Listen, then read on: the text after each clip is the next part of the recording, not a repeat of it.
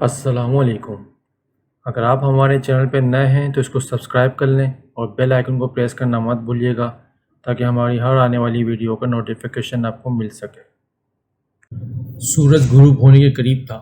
ہلکی ہلکی ہوا چل رہی تھی جس کی وجہ سے سردی کی شدت میں اضافہ ہو گیا تھا۔ سردی کی وجہ سے ٹانگوں میں خون جمتا ہوا محسوس ہو رہا تھا جس کی وجہ سے قدم اٹھانے میں دقت ہو رہی تھی۔ میں تیز تیز چلتا اپنی منزل کی طرف بڑھ رہا تھا۔ اچانک ہی ندی کے کنارے سفید ملبوس لباس کسی کو بیٹھے ہوئے دیکھا۔ دور سے دیکھنے پر ہی مجھے احساس ہو گیا تھا کہ یہ کوئی لڑکی بیٹھی ہوئی ہے، لیکن یہ میرے لیے بہت حیرت انگیز بات تھی کہ شام کے وقت کوئی لڑکی ندی کے کنارے بیٹھی ہو۔ گاؤں کے اکثر لوگ ندی کے راستے سے جاتے ہوئے ڈرتے تھے۔ اس ندی کے بارے میں بہت سی باتیں مشہور تھیں۔ گاؤں کے لوگوں کا کہنا تھا کہ یہاں پر جنات بھی بستے ہیں، اس لیے شام کے وقت کسی لڑکی کو تنہا یہاں پر دیکھ کر میں حیران ہو رہا تھا۔ لڑکی کو ندی کے کنارے بیٹھا دیکھ کر میرے قدموں میں روانی آ گئی۔ لڑکی، تم پاگل ہو جو اس وقت یہاں پر اکیلی بیٹھی ہوئی ہو؟ اگر یہاں پر رہنے والے جنات نے تمہیں کچھ نہ بھی کہا تو گاؤں کے لوگوں نے تمہارے کردار کے بارے میں نہ جانے کیسی کیسی باتیں کرنی ہیں۔ اس لڑکی کے قریب پہنچ کر میں نے کہا۔ یہ دیکھ کر مجھے مزید حیرت ہوئی کہ وہ اس ٹھنڈے موسم میں بھی پاؤں پانی میں لٹکا کر بیٹھی ہوئی ہے۔ اس کی پشت میری طرف تھی، اس لیے میں نے ابھی تک اس کا چہرہ نہ دیکھا تھا، لیکن اسے دیکھے بغیر ہی مجھے لگ رہا تھا یہ لڑکی دماغی طور پر بالکل ہی فارغ ہے، جو اس سردی میں بھی پانی میں پاؤں لٹکا کر بیٹھی ہوئی ہے۔ عجیب لڑکی ہے جو میری آواز سن ہی نہیں رہی تھی۔ تھوڑی دیر گزر گئی لیکن اس نے کوئی جواب نہ دیا تو میں نے غصے سے سوچا، لڑکی، تم پاگل بھی ہو اور مجھے لگتا ہے کہ بہری اور گونگی بھی ہو۔ تم کون ہو اور یہاں پر کیوں بیٹھی ہوئی ہو؟ اس بار اونچی آواز سے میں نے کہا تھا کہ وہ سن سکے، لیکن وہ اپنی جگہ سے ٹس سے مس نہ ہوئی۔ میں تو مصیبت میں ہی پھنس گیا ہوں۔ اس پاگل لڑکی کی مدد کرنا چاہتا تھا لیکن یہ پتہ نہیں کیا چاہتی ہے۔ خود کو کوستے ہوئے اونچی آواز سے میں نے کہا، تم یہاں کیوں آئے ہو؟ چلے جاؤ، مجھے تمہاری مدد کی ضرورت نہیں ہے۔ میری جھنجھلاتی ہوئی آواز سن کر پیچھے مڑ کر میری طرف دیکھے بغیر اس نے انتہائی رنجیدہ انداز سے کہا، میں تمہیں یہاں پر اکیلا چھوڑ کر کیسے جا سکتا ہوں؟ بہتر یہی ہے کہ تم یہاں زیادہ دیر نہ رکو، اندھیرا چھانے والا ہے۔ اب کی بار میں نے نرم لہجے سے کہا، کیونکہ اس کی آواز سے مجھے محسوس ہوا تھا کہ وہ بہت پریشان اور اداس ہے۔ میں نے کہا کہ مجھے یہاں پر بیٹھے رہنے دیں اور آپ چلے جائیں۔ ایک بار پھر اس نے انتہائی مترنم آواز میں کہا، اگر آپ کی یہی مرضی ہے تو میں چلا جاؤں گا، لیکن پہلے آپ یہ تو بتا دیں کہ آپ کون ہیں اور یہاں پر کیوں بیٹھی ہوئی ہیں؟ میں نے منت آمیز لہجے سے کہا۔ اچانک ہی اس نے گردن موڑ کر میری طرف دیکھا اور پھر رخ بدل لیا۔ اس ایک لمحے میں میرے دل کو نہ جانے کیا ہو گیا تھا۔ اس کا انتہائی سوگوار حسن میرے ذہن میں نقش ہو گیا تھا۔ چند لمحے میں اس کے حسین چہرے میں کھویا رہا۔ تم کون ہو؟ آج سے پہلے میں نے تمہیں اس گاؤں میں کبھی نہیں دیکھا۔ اپنی کیفیت پر قابو پاتے ہوئے میں نے اس سے پوچھا، میں تمہارے گاؤں میں مہمان آئی ہوں، آج سے پہلے میں اس گاؤں میں کبھی نہیں آئی، تو تم مجھے کیسے جان سکتے ہو؟ میری طرف دیکھے بغیر اس نے جواب دیا، اب مجھے سمجھ آئی کہ تم یہاں پر اس وقت اکیلے کیسے بیٹھی ہوئی ہو، کیونکہ تم اس جگہ کے بارے میں بالکل بھی نہیں جانتی۔ میرا مشورہ ہے کہ یہاں سے اٹھو اور جس کے گھر میں تم مہمان آئی ہو وہاں چلی جاؤ، ورنہ تمہیں کوئی نقصان بھی پہنچ سکتا ہے۔ میں نے اسے مشورہ دیا، تمہارا بہت بہت شکریہ، میں ابھی چلی جاؤں گی، تم اپنے گھر جاؤ، میں تمہاری وجہ سے ڈسٹرب ہو رہی ہوں۔ اب کی بار اس نے ایک انتہائی بیزار لہجے سے کہا تو اس کی ہر دھرمی دیکھتے ہوئے مجھے غصہ آ گیا۔ بڑبڑاتے ہوئے میں اپنے راستے پر چل پڑا۔ تمہیں میرے لیے پریشان ہونے کی ضرورت نہیں ہے، میں اپنی حفاظت خود کر سکتی ہوں۔ میری بڑبڑاہٹ کو محسوس کرتے ہوئے اس نے پیچھے سے آواز دے کر کہا۔ رک کر میں نے اس کی آواز سنی لیکن پیچھے مڑ کر نہ دیکھا۔ مجھے اس کے رویے پر بہت غصہ آ رہا تھا۔ میرے بار بار سمجھانے پر بھی اسے میری کوئی بات سمجھ نہیں آئی تھی۔ تھوڑا سا فاصلہ طے کرنے کے بعد میں نے پیچھے مڑ کر دیکھا تو حیرت سے میرے قدم زمین پر ہی جم گئے۔ جس جگہ پر وہ لڑکی بیٹھی ہوئی تھی وہ جگہ بالکل خالی تھی۔ اچانک سے وہ لڑکی کہاں چلی گئی؟ ادھر ادھر دیکھتے ہوئے میں نے سوچا، لیکن وہ مجھے کہیں دکھائی نہ دی۔ اس وقت ہلکا اندھیرا پھیل چکا تھا، واضح طور پر دکھائی بھی نہیں دے رہا تھا۔ حیران ہوتے ہوئے میں اپنے راستے پر چل پڑا۔ عجیب لڑکی تھی، میرے بار بار کہنے پر بھی اپنی جگہ سے نہ اٹھی اور پھر اچانک ہی نہ جانے کہاں چلی گئی۔ اپنے گھر کے دروازے کے باہر کھڑے ہو کر میں نے اس کے بارے میں سوچا اور پھر سر جھٹک کر اندر داخل ہو گیا۔ گھر میں اس وقت بالکل خاموشی تھی، کیونکہ سردی کی وجہ سے سبھی اس وقت بستروں میں گھس کر بیٹھے ہوئے تھے۔ امی ابو کے کمرے کا دروازہ کھول کر اندر داخل ہوا تو باہر کی نسبت اندر بہت سکون موسم تھا۔ انگیٹھی میں پڑے ہوئے انگارے اس وقت بھی سرخ دکھائی دے رہے تھے، جس کی وجہ سے کمرہ اچھا خاصا گرم ہو چکا تھا۔ آج تو تم نے آنے میں بہت دیر کر دی، میں تمہارے لیے بہت پریشان ہو رہا تھا، مجھے دیکھتے ہی ابا نے جلدی سے کہا۔ میں کوشش کرتا ہوں کہ جلد ہی بچوں کو چھٹی دے دوں، لیکن وہ بچے ہی ایسے کنزن ہیں کہ ایک ایک لفظ انہیں کئی بار سمجھانا پڑتا ہے، پھر بھی ان کے پلے نہیں پڑتا، میں نے جھنجھلاتے ہوئے کہا اور انگیٹھی کے پاس پڑے ہوئے موڑے پر بیٹھ گیا۔ آج بہت سردی ہے اور ہوا بھی چل رہی ہے، جس کی وجہ سے ہڈیوں میں خون جمتا ہوا محسوس ہو رہا تھا۔ انگیٹھی کے اوپر ہاتھ سینکتے ہوئے میں نے کہا، عافیہ بیٹا، بھائی کے لیے کھانا گرم کر کے لے آؤ۔ اماں نے عافیہ سے کہا، جو اس وقت سونے کے قریب تھی۔ ابھی لے کر آتی ہوں، اٹھتے ہوئے عافیہ نے جواب دیا۔ اس کے چہرے پر بیزارگی صاف دکھائی دے رہی تھی۔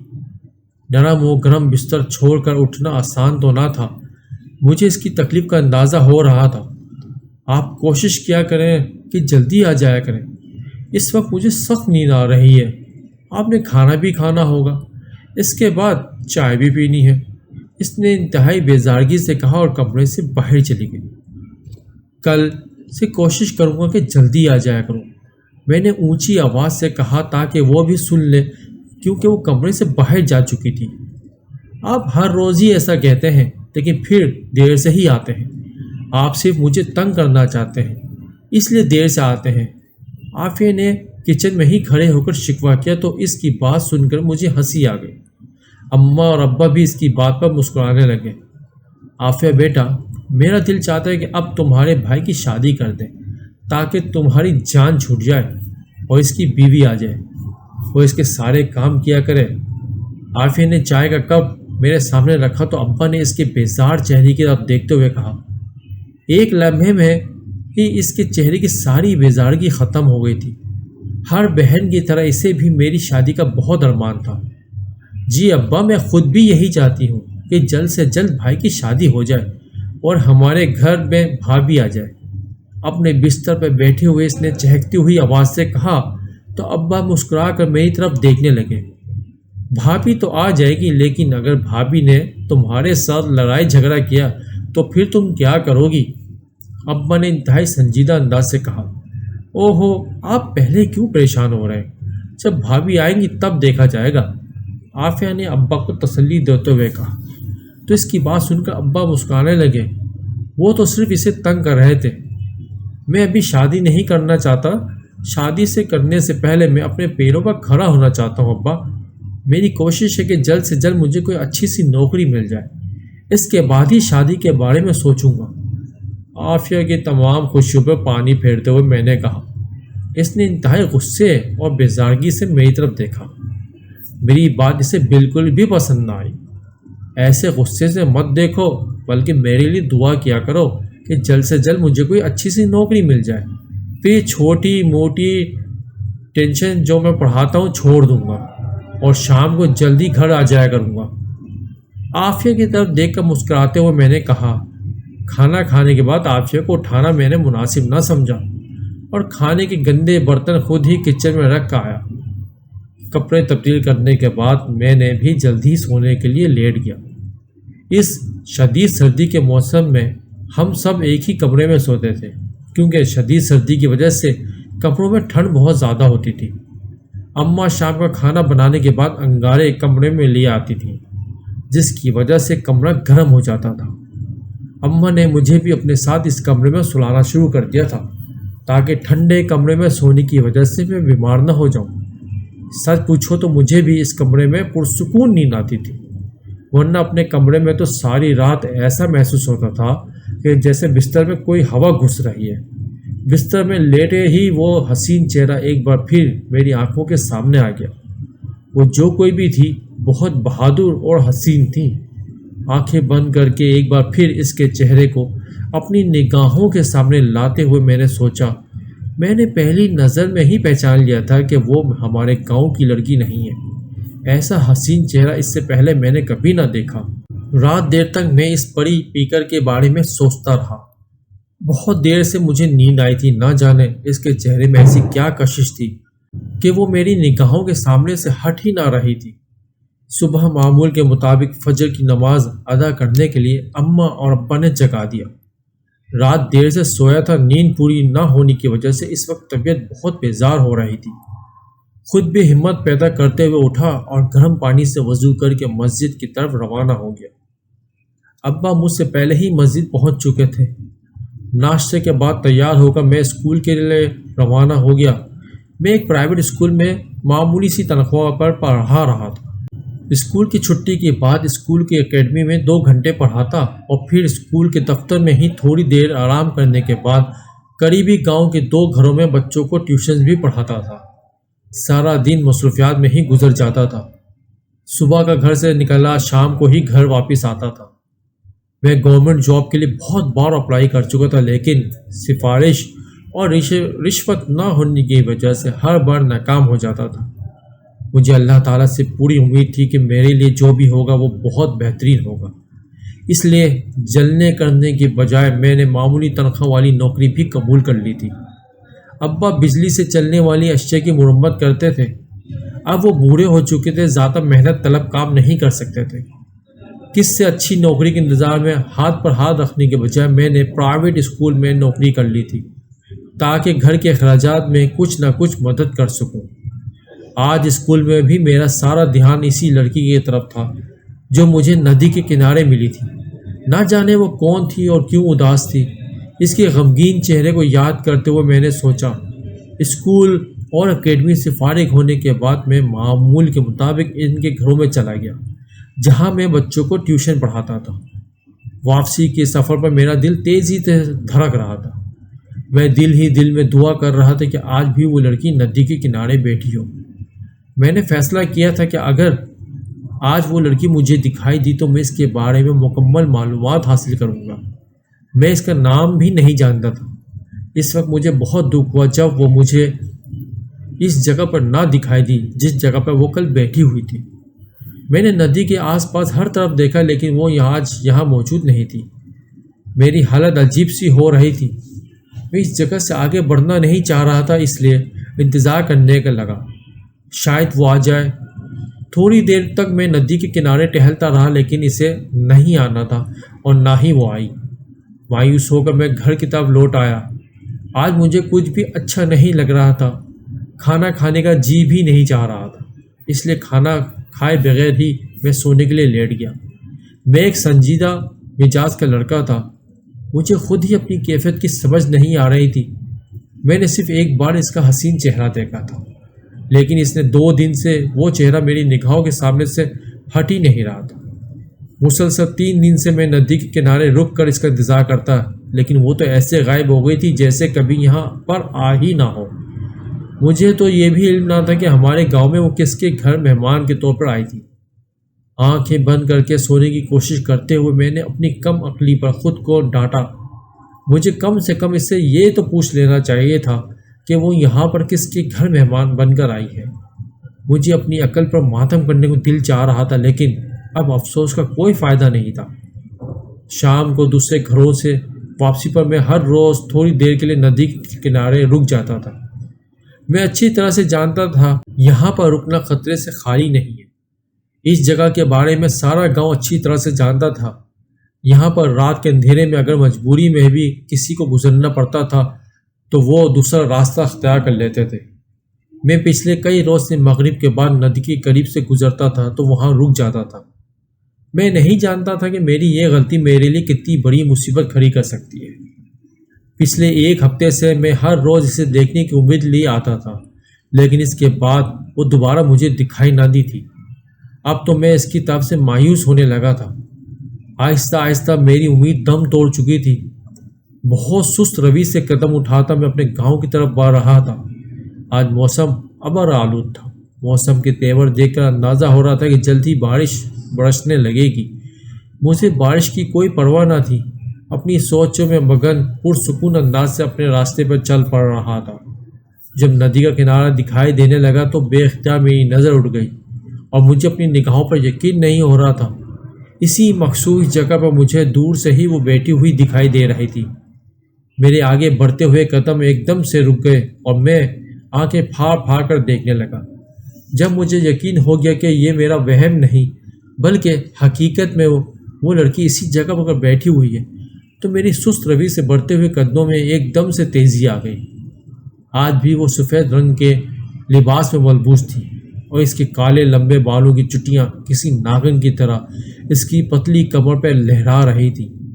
اس سے چند قدم پیچھے رک کر میں انتظار کرنے لگا، شاید وہ میرے قدموں کی آواز سن کر پلٹ کر دیکھے، لیکن وہ ارد گرد سے بے خبر ندی کے ٹھنڈے پانی میں پاؤں لٹکا کے بیٹھی ہوئی تھی۔ اسے انتہائی سردی میں بغیر کسی گرم شال اور سویٹر کے دیکھ کر میں نے ایک جھرجھری لی تھی۔ اس شدید سرد موسم میں ایک نازک سی لڑکی کتنی بہادری سے موسم کا مقابلہ کر رہی تھی۔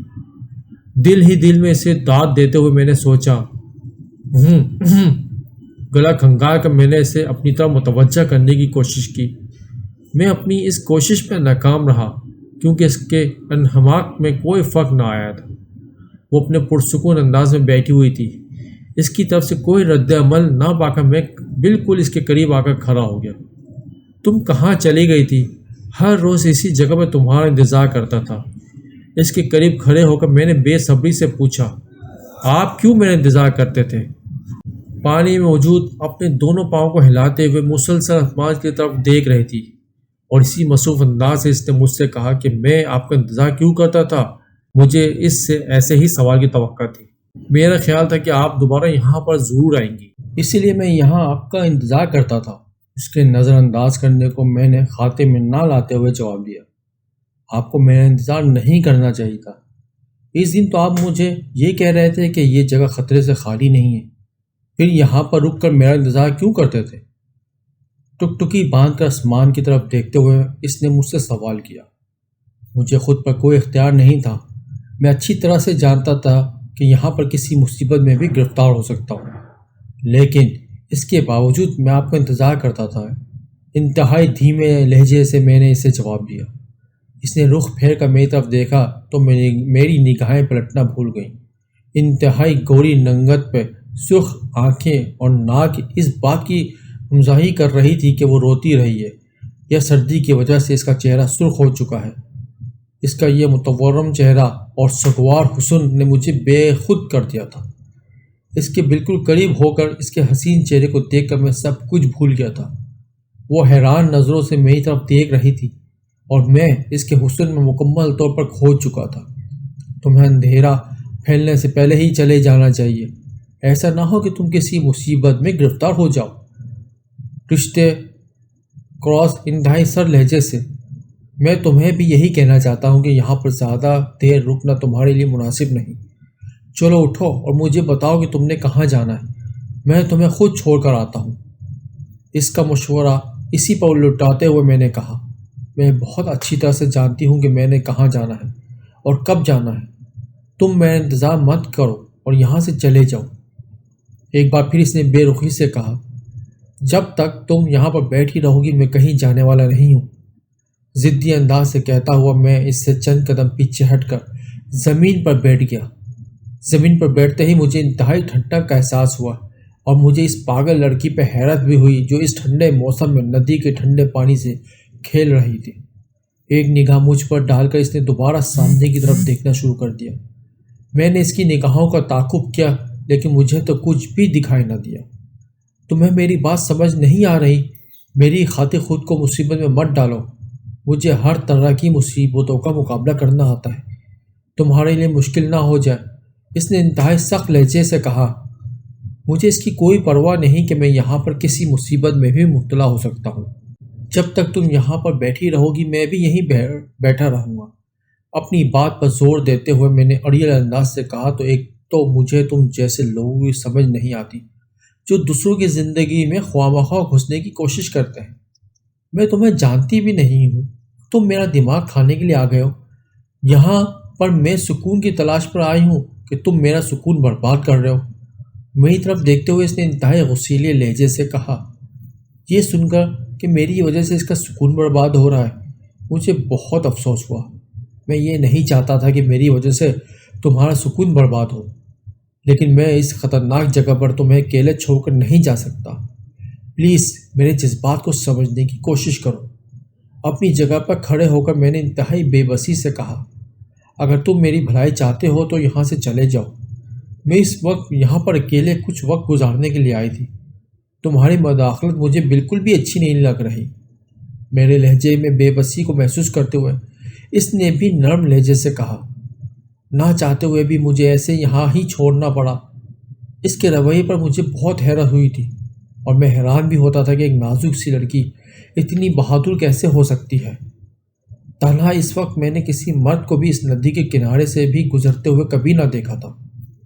دل ہی دل میں اس کی بہادری کا قائل ہو چکا تھا۔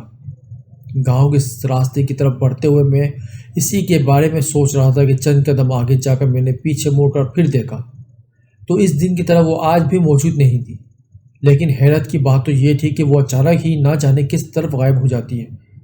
کندھے اچکاتے ہوئے میں آگے بڑھنے لگا۔ اگر وہ کل بھی یہاں پر مجھے ملی تو میں اس سے ضرور پوچھوں گا کہ وہ کہاں پر رہتی ہے۔ مجھے اس کے بارے میں علم ہونا چاہیے کہ وہ کہاں سے آئی ہے۔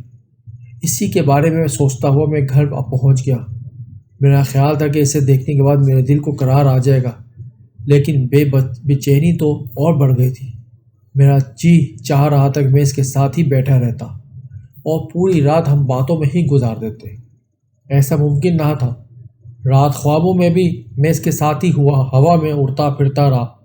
مجھے خود بھی اپنی کیفیت کی سمجھ نہ آ رہی تھی کہ دل چاہتا تھا کہ وہ ہر وقت سامنے بیٹھی رہے، لیکن میں اس کا نام بھی نہ جانتا تھا۔ معمول کے مطابق زندگی رواں دواں تھی۔ اب وہ ہر روز ندی کے کنارے مجھ سے ملتی، لیکن آج تک اس کے بارے میں کچھ بھی نہ جان سکا تھا کہ تم کہاں سے آئی ہو۔ ایک دن میں نے اچانک ہی اس سے پوچھ لیا کہ کیا مطلب ہے کہاں سے آئی ہو؟ تمہیں بتایا تو تھا میں یہاں پر مہمان ہوں۔ اس نے حیران ہوتے ہوئے کہا، یہ تو میں جانتا ہوں کہ تم ہمارے گاؤں میں مہمان ہو، لیکن میں تم سے یہ پوچھ رہا ہوں کہ تم کہاں سے آئی ہو، یعنی کہ اس ملک کے کس علاقے سے آئی ہو۔ ایک ایک لفظ زور دیتے ہوئے میں نے کہا تاکہ اسے میری بات کا مطلب سمجھ میں آ جائے۔ تم نے میری آبائی گھر جانا ہے، میرے بارے میں معلومات حاصل کرنی ہے۔ میری بات کا جواب دینے کے بجائے اس نے سنجیدہ نگاہوں سے میری طرف دیکھتے ہوئے کہا، ایک تو مجھے تمہاری سمجھ نہیں آتی کہ تم کیا چاہتی ہو۔ میں نے ایسی کون سی بات کرتی ہے جس سے تمہیں یہ اندازہ ہوا کہ میں تمہارے بارے میں معلومات حاصل کرنا چاہتا ہوں؟ اس کے سنجیدہ انداز کو دیکھتے ہوئے میں نے افسردہ لہجے سے کہا، نور بانو تم کون ہو؟ کیا یہ جاننے کا حق مجھے نہیں ہے؟ اس کے خوبصورت چہرے کی طرف دیکھتے ہوئے میں نے غمگین لہجے سے کہا، نہیں، بالکل بھی نہیں۔ اس نے پرزور طریقے سے کہا اور کھڑی ہو گئی۔ میرے بہت اصرار پر اس نے پانی میں پاؤں لٹکا کر بیٹھنا تو چھوڑ دیا تھا، لیکن سویٹر یا شال ابھی بھی نہ اوڑھتی تھی۔ میں کسی کو بھی اجازت نہیں دیتی کہ وہ میرے بارے میں کچھ بھی جاننے کی کوشش کرے، تو تم بھی نہیں۔ میری بات کو یاد رکھنا اور دوبارہ مجھ سے کبھی بھی کچھ مت پوچھنا، ورنہ تیزی سے بولتے ہوئے اس نے رک کر میری طرف دیکھا، ورنہ کیا ہو جائے گا؟ انتہائی سنجیدہ لہجے سے میں نے اس کی انداز سے اس سے کہا، شاید تم مجھے دوبارہ کبھی نہ دیکھ سکو۔ پر اعتماد انداز سے اس نے جواب دیا۔ اس کے رویے سے مجھے بہت تکلیف ہوئی تھی، اس لیے مزید اس سے کوئی بھی بحث کرنے کی بجائے میں گاؤں جانے والے راستے پر مڑ گیا۔ آج تو میں نے اس کی طرف مڑ کر بھی نہ دیکھا تھا۔ ایسی بھی انسان میں کیا عقل ہو؟ کیا اسے اندازہ نہیں کہ میں اس کے بارے میں کیا جاننا چاہتا ہوں اور کیوں جاننا چاہتا ہوں؟ رات کو بستر پر لیٹ کر اس کے عجیب و غریب رویے پر غور کرتے ہوئے میں نے خود سے کہا، اس کے رویے سے مجھے بہت تکلیف ہوئی تھی۔ میں یہ چاہتا تھا کہ اسے اس چیز کا احساس ہونا چاہیے کہ اس نے میری بے عزتی کی ہے۔ چند دن تک مجھے اس سے کوئی بات نہیں کرنی چاہیے۔ میں نے دل ہی دل میں فیصلہ کیا کہ آج میرا دل بہت اداس تھا۔ ہر روز نور بانو سے ملنے کے بعد جو خوشی ہوتی تھی آج وہ نہ تھی۔ اس اداسی کی سب سے بڑی وجہ نور بانو کا رویہ تھا۔ میں اس کے بارے میں بہت سی باتیں جاننا چاہتا تھا۔ وہ ہمیشہ اپنے مخصوص سفید لباس میں ملبوس ہوتی تھی۔ سرخ آنکھیں اور رویا ہوا متورم چہرہ اس بات کی غمگساری کرتا تھا کہ وہ نہ صرف روتی رہی ہے بلکہ بہت اداس بھی ہے، اور اس کی ہر اداسی دور کر دینا چاہتا تھا میں، لیکن وہ تھی کہ کسی بات کا جواب دینا پسند ہی نہیں کرتی تھی۔ رات بہت دیر سے نیند آئی تھی۔ دن کو بھی میں اپنے کام کے دوران بار بار اپنے ذہن نور بانو کی طرف ہی بھٹک جاتا تھا۔ میں جانتا اس کے خیالات سے پیچھا چھڑانے کی کوشش کرتا اور وہ شدت سے میرے ذہن میں چھانے لگتی۔ آج پھر وہ اپنی مخصوص جگہ پر بیٹھی ہوئی دور سے ہی دکھائی دے رہی تھی۔ وہ ایک ہی طرح کے سفید لباس میں دور سے پہچانی جا رہی تھی۔ اس کے پاس پہنچ کر میں نے اونچی آواز سے سلام کیا اور اسے چند قدم کے فاصلے پر ٹھنڈی زمین پر ہی بیٹھ گیا۔ ناراضگی کے اظہار کے لیے میں نے اس سے اس کی صحت کے بارے میں بھی نہ پوچھا اور خاموشی سے سر جھکا کر بیٹھ گیا۔ آج تم بہت اداس لگ رہے ہو، سب خیریت تو ہے نا؟ میری خاموشی کو محسوس کرتے ہوئے اس نے بولنے میں پہل کی۔ میں اداس نہیں ہوں، سر جھکائے میں نے مختصراً جواب دیا۔ آج تم بہت خوش ہو، اس خاموشی کی کوئی نہ کوئی تو وجہ تو ضرور ہوگی۔ نور بانو نے میری خاموشی کی وجہ جاننے کی کوشش کی۔ یہی تو میں چاہتا تھا کہ تم مجھے اپنے بارے میں کچھ بتایا تھا۔ تم مجھے اس قابل ہی نہیں سمجھتے کہ مجھے اپنے بارے میں کچھ بتاؤ۔ تو میرا خیال ہے کہ میں اس قابل بھی نہیں ہوں تمہیں اپنے کسی مسئلے پر یا پریشانی کے بارے میں بتاؤں۔ انتہائی سرد لہجے سے میں نے جواب دیا۔ اچھا، تو اب میں سمجھی کہ تمہارا چہرہ یوں لٹکا ہوا کیوں ہے۔ میری بات کو سمجھتے ہوئے اس نے اچھے کو لمبا کرتے ہوئے کہا۔ اس کی بات کا جواب دینے کے بجائے میں ادھر ادھر دیکھنے لگا۔ تم میرے بارے میں کیا جاننا چاہتے ہو؟ سب کچھ تو بتا دیا ہے۔ ایک لمبا سانس لیتے ہوئے اس نے دکھ بھرے انداز سے کہا۔ میں کون ہوں تمہارے بارے میں کچھ پوچھنے والا؟ یہ کون جاننے والا؟ ہونٹ بھینچتے ہوئے میں نے اس کی طرف دیکھتے ہوئے کہا۔ ارے بابا، تم مجھ سے یوں ناراض ہو گئے ہو جیسے میں نے تم پر کوئی ظلم کا پہاڑ توڑ دیا ہو، اس نے شوق سے انداز سے کہا۔ وہ مسکرا بھی رہی تھی۔ میں نے پہلی بار اس سے مسکراتے ہوئے دیکھا۔ اس کے سوگوار چہرے پر مسکراہٹ بہت بھلی لگ رہی تھی۔ چند لمحوں تک تو میں اس کی مسکراہٹ میں کھو سا گیا تھا۔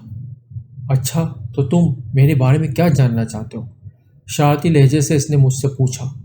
میں تمہارے بارے میں سب کچھ جاننا چاہتا ہوں۔ تم کون ہو، کہاں سے آئی ہو، سب سے خاص بات یہ کہ میں تمہاری اس اداسی کی وجہ جاننا چاہتا ہوں۔ ایک ہی سانس میں نے بہت سارے سوالات کر دیے۔ آرام سے، تمہیں اتنی جلدی کس بات کی ہے؟ ہاتھ کے اشارے سے اس نے مجھے روکتے ہوئے کہا۔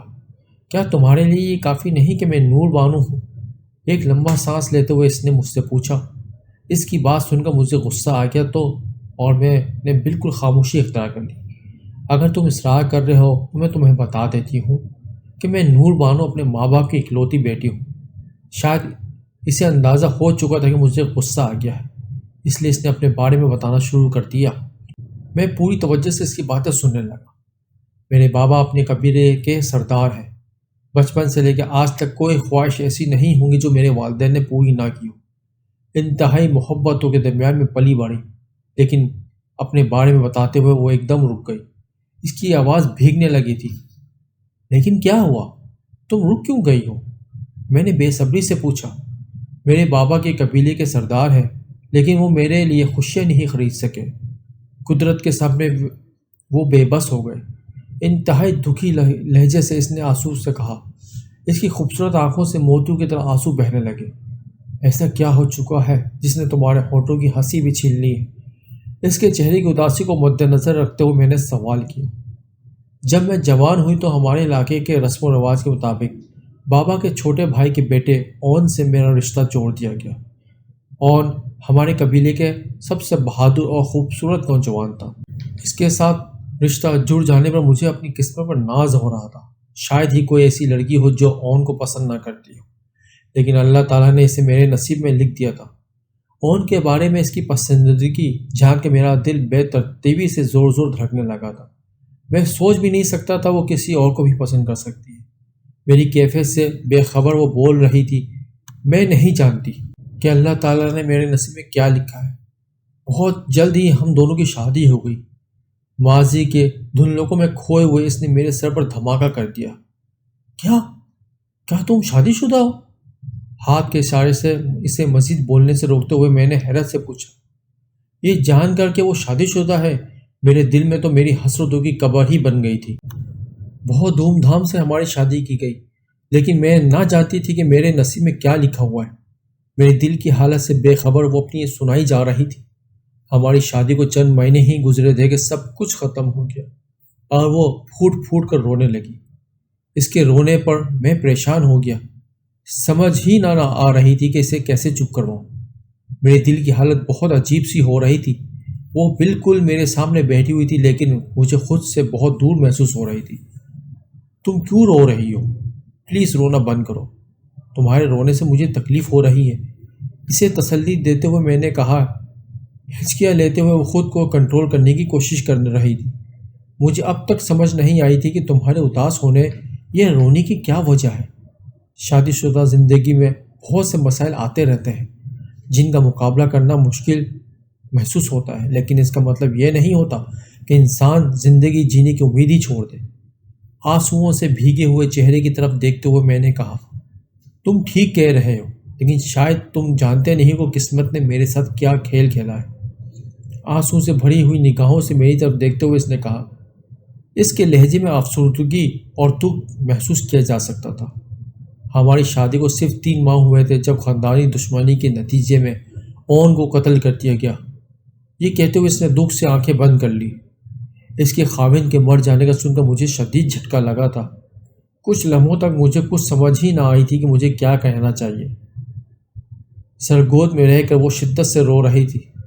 اگر تمہارے رونے سے تمہارے سارے مسائل حل ہو جاتے ہیں تو پھر میں تمہیں رونے سے منع نہیں کروں گا۔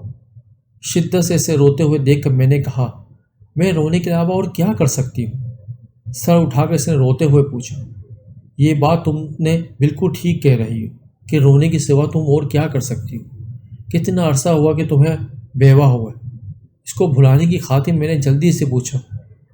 1 سال گزر چکا ہے، حیران ہوتے ہوئے اس نے جواب دیا۔ نور بانو، ایک بات میری یاد رکھنا، زندگی صرف ایک بار ملتی ہے۔ ایک شخص کے نہ ہونے سے زندگی کبھی رک نہیں جاتی۔ مجھے یہ جان کر بہت افسوس ہوا کہ تمہاری شادی شدہ زندگی بہت اداس اور ویران ہو چکی ہے۔ اب کیا ساری زندگی تم ایسے ہی گزار دو گی؟ اسے سمجھاتے ہوئے میں نے سوال کیا۔ میں نہیں جانتی کہ مجھے کیا کرنا چاہیے۔ میرے والدین میرے دکھ میں وقت سے پہلے ہی بڑھاپے کا شکار ہو رہے ہیں۔ نور بانو نے بے بسی سے کہا۔ ہماری قسمت میں جو کچھ ہوتا ہے وہ اللہ تعالیٰ کی مرضی سے ہی ہوتا ہے۔ تمہیں چاہیے کہ اب تم زندگی میں اسی مقام پر ٹھہرنے کے بجائے آگے بڑھ جاؤ، اسی میں تمہاری بھلائی ہے۔ میرے کہنے پر اس نے آنکھیں اٹھا کر میری طرف دیکھا۔ اس میں حیران ہونے والی کوئی بات نہیں ہے، اور میں تم سے کوئی انہونی بات نہیں کر رہا۔ جب بھی تم نے زندگی میں آگے بڑھنے کا کوئی فیصلہ کیا مجھے اپنی منتظر پاؤ گی۔ انتہائی سنجیدہ انداز سے میں نے اظہار محبت کر دیا تھا۔ وہ منہ کھولے ہوئے نکوں کی طرح میری طرف دیکھ رہی تھی۔ ایسے کیا دیکھ رہی ہو؟ اس کی آنکھوں کے سامنے ہوا میں ہاتھ لہراتے ہوئے میں نے پوچھا۔ مجھے تمہاری بات پہ یقین نہیں آ رہا۔ دائیں بائیں گردن ہلاتے ہوئے اس نے کہا، اس میں یقین نہ کرنے والی کون سی بات ہے؟ تم جب چاہو گی میں اپنے گھر والوں کو تمہارے گھر رشتہ لینے بھیج دوں گا۔ میرے والدین کو میری پسند پر کوئی اعتراض نہیں ہوگا۔ اس کی حیرانگی دور کرنے کی کوشش کرتے ہوئے میں نے اسے کہا، تمہیں میرے بارے میں زیادہ سوچنے کی ضرورت نہیں ہے۔ میں زندگی کے جس مقام پہ کھڑی ہوں اس سے آگے بڑھنا ہی نہیں چاہتی۔ تمہارے لیے یہی بہتر ہوگا کہ میرا انتظار مت کرنا، تمہارے ہاتھ کچھ نہیں آئے گا۔ میری محبت کا جواب محبت سے دینے کے بجائے اس نے مجھے ٹھکرا دیا تھا۔ اس کا سنجیدہ انداز دیکھ کر میرا دل پتھر ہونے لگا تھا۔ میں نے تو اس کے بغیر زندگی گزارنے کا سوچ بھی نہیں سکتا تھا۔ ان چند دنوں میں میں نے اس کے ساتھ پوری زندگی گزارنے کے خواب دیکھنے لگا تھا، لیکن وہ اچھی لڑکی تھی، ایک مرے ہوئے شخص کے لیے مجھے ٹھکرا رہی تھی۔ میری بات سمجھنے کی کوشش کرو، میں تمہارے بارے میں بہت سنجیدہ ہوں۔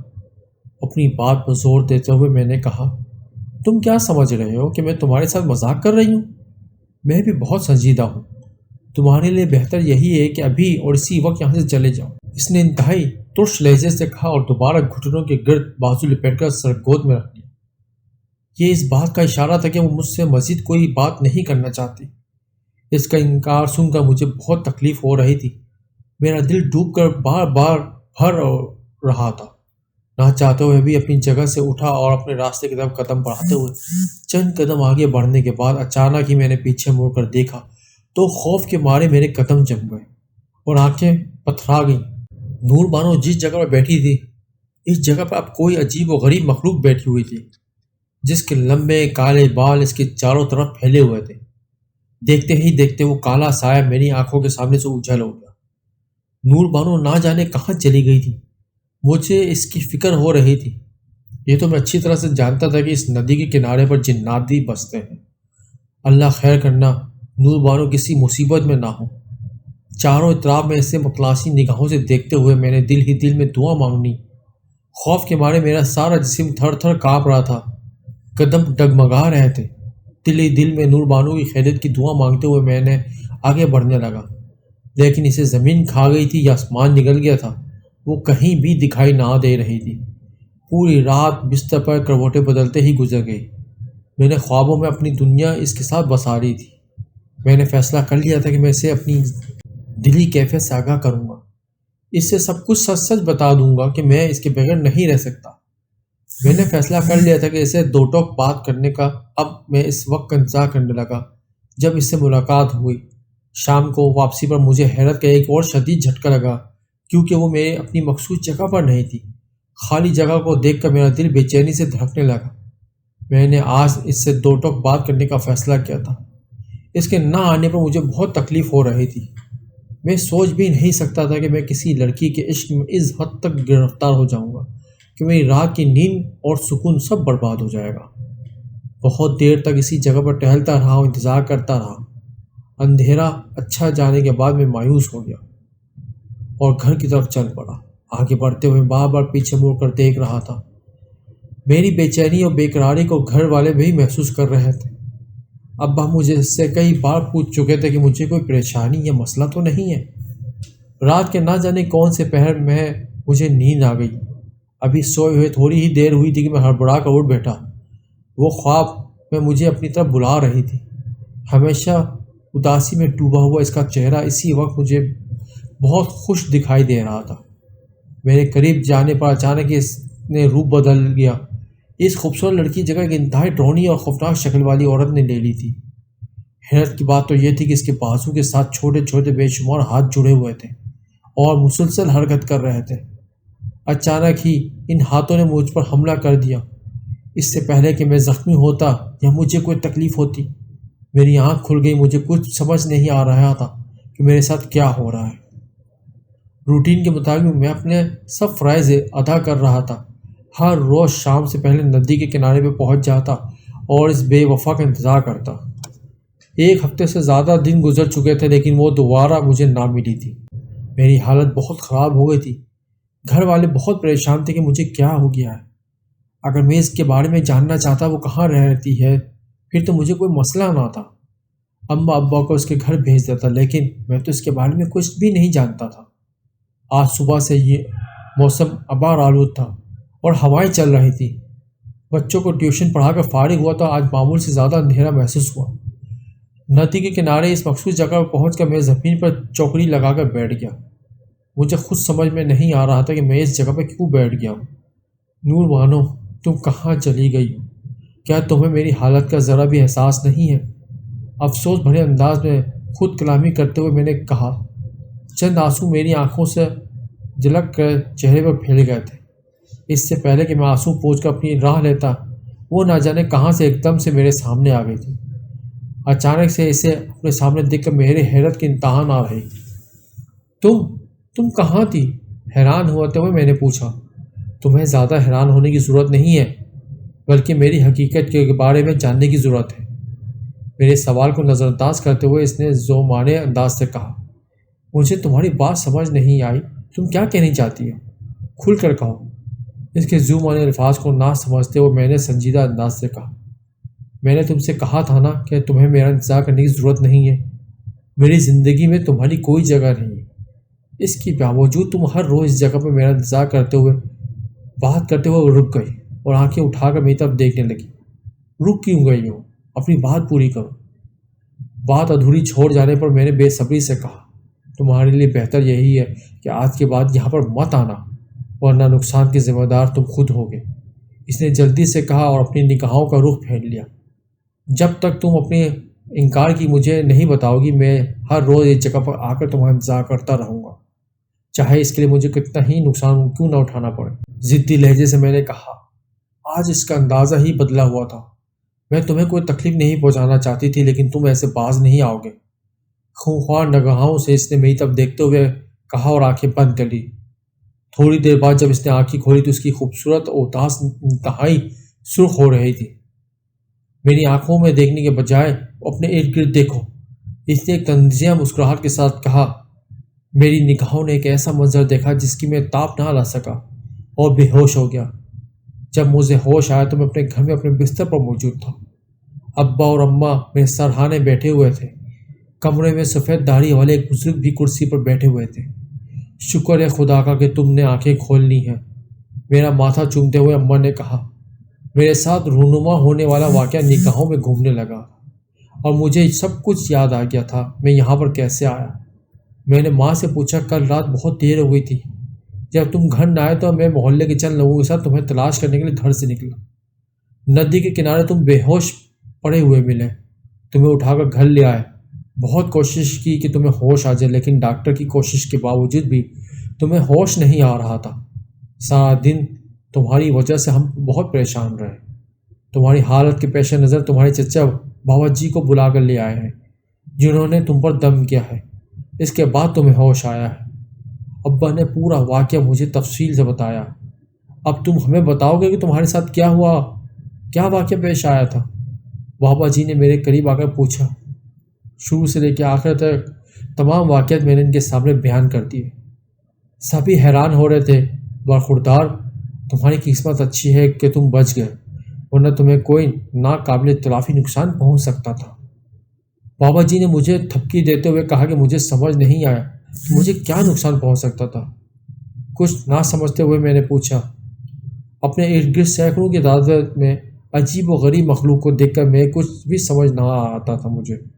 وہ سب کچھ تمہاری تکہ بوٹی کرتے تھے۔ اب تک حیران ہو رہا ہوں کہ جنات نے تمہیں زندہ کیسے چھوڑ دیا۔ شاید اس بیوہ جنزادی نے ہی تمہیں بچایا ہے۔ بابا جی نے مجھے سمجھاتے ہوئے کہا۔ اپنی محبت کے لٹ جانے پر میرا دل بالکل ویران ہو چکا تھا۔ میں نے اس کا کیا بگاڑا تھا؟ اس نے مجھے کیوں دھوکہ دیا؟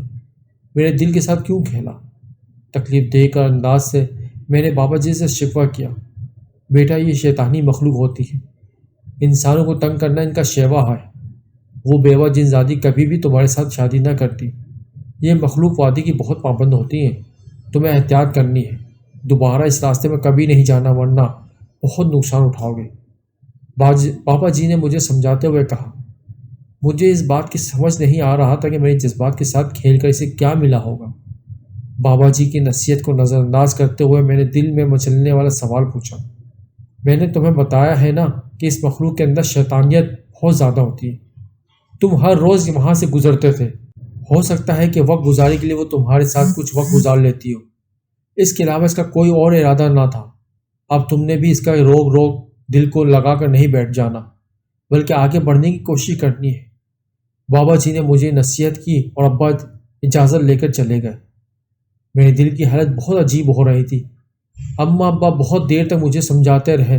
تمہاری بیماری کے دوران یاد نہ رہا کہ تمہاری ڈاک آئی ہوئی تھی۔